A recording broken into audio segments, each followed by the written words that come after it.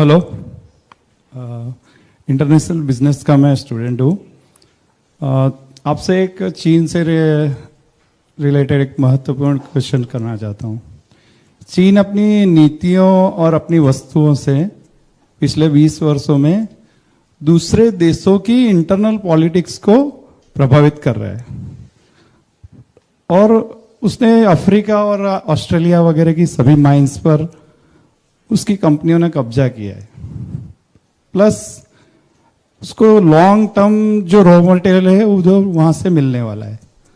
तो क्या भारत ऐसा कुछ कर सकता है या क्या कंबाइंड विश्व ऐसा कुछ कर सकता है कि चीन की इंटरनल पॉलिसीज पे हम प्रभाव करें और इन माइंस पे जो कब्जा किया है चीन ने उनको अपने उपयोग में अपनी कंपनीज कब उस कॉम्पिटिटिव वर्ल्ड में उतरेंगी?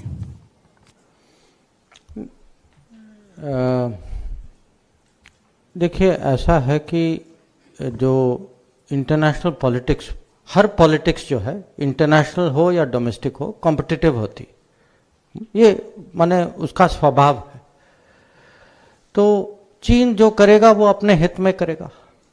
हमें अगर परेशानी है तो हमें भी जो अपने हित में करना चाहिए हमें करना चाहिए। इसमें मैं मानता हूं कि पिछले 75 साल में हमारे यहाँ अलग अलग क्षेत्र डिपार्टमेंट में या डोमेन में कहीं कमी रह गई हो।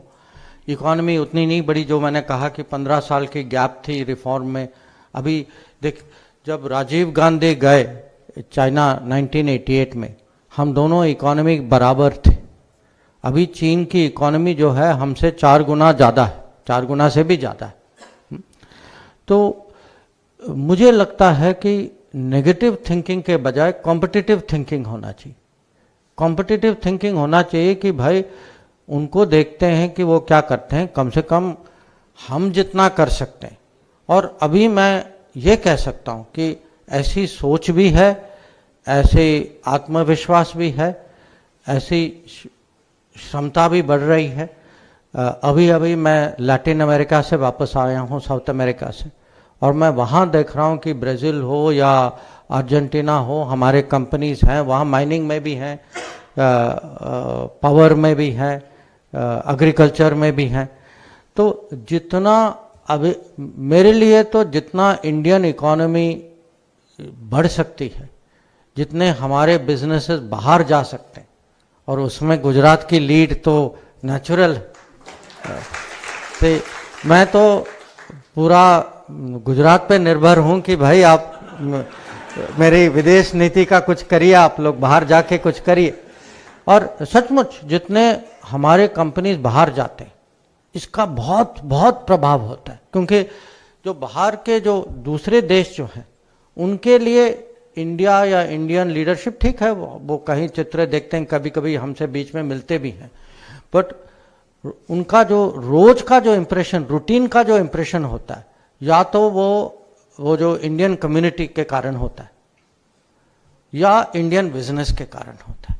जितने ज़्यादा बिजनेस हो, जितने अच्छे कंपनीज हो, जितने ज़्यादा कम्युनिटी हो, उनकी प्रगति का असर उन पे होता है। तो मुझे लगता है कि हम ठीक दिशा पे जा रहे हैं। अभी तो 8 साल ही हुए हैं, थोड़ा समय और दीजिए, पर मुझे पूरा विश्वास है कि हम उस ठीक ट्रेजेक्ट्री पर। We spoke a bit about the need for better air connectivity. I also raised with the Minister concerns which some of our students have faced, students who had to leave New Zealand during the COVID period and who didn't have the opportunity to get their visas renewed. I urged a fairer and more sympathetic treatment for them. Also, students who are waiting to come to New Zealand to pursue their studies and whether the visa process for them could be hastened. We also touched upon the skills demand in each society. There are perhaps demands in New Zealand which could be met out of India. and we have a mobility understanding with many countries. So the possibility that those could serve as guidance for progress between us. There was also a very open discussion on how India and New Zealand together we shape the larger region, the Indo-Pacific region. There was a discussion on some pressing issues like the situation, the security situation in the Indo-Pacific, the consequences of the Ukraine conflict. And naturally, we spent some time on the major global issues, most of all climate action, climate justice. Some of the initiatives which India has been sponsoring over the last few years, the International Solar Alliance, the Coalition for the Disaster Resilient Infrastructure, the initiative for the resilient island states, and the importance of collaborating not just bilaterally but with other countries to deal with contingencies like pandemics, which we know will surely recur at some point of time, and of course other common concerns, maritime security, for example. So all in all, I would say it's been, Minister, a very good day of discussions and exchange of views, and I'm really very pleased today to find some way of contributing to the strengthening of our ties. We would be very honored if we have the privilege of receiving you, Minister, in India. I hope not in the very distant future. And I think this evening I have the opportunity to spend time with the Indian community, which has done so much to be a living bridge between us. I hope I will have the opportunity of meeting the Prime Minister on that occasion as well, and spending a little time in New Zealand, including in inaugurating our new embassy premises in Wellington. So once again, very good to be here, and thank you for the warmth of your reception and the productivity of our talks. Thank you.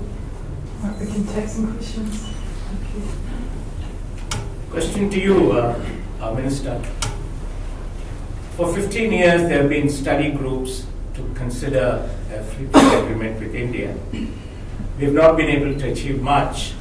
How far is your government willing to move forward, relaxing some of your rigid conditions for a fair trade agreement with India? A fair trade agreement at this time is not a priority for New Zealand or India. However, that hasn't stopped us from trying to find ways where there are other opportunities to work together to derive some mutual benefit in terms of economic relationships. And that's been the nature of our conversation today, is can we seek out further opportunities to gain mutual benefit in our economic relationships. The Minister this morning spent time talking to a business community, our business community. I think we have identified that there are niche areas where we can absolutely derive mutual benefit in the digital space, in spaces where we can maybe share innovation that will contribute to some of our joint ambitions. So that's been really the very focus of our discussion. Is FTA off the table, Minister? It's not our priority right at this moment. Minister Jaishankar, I just was hoping to get your